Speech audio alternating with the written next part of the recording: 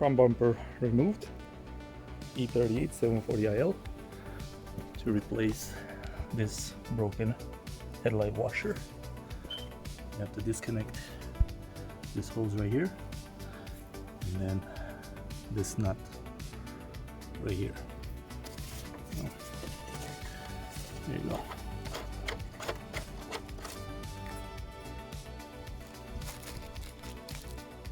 Brand new washer.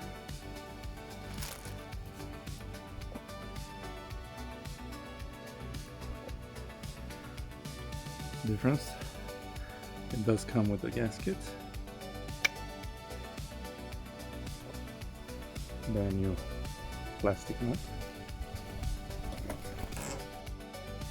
Make sure when you put this back in, this notch right here has to face this way. Alright, so like this. Alright.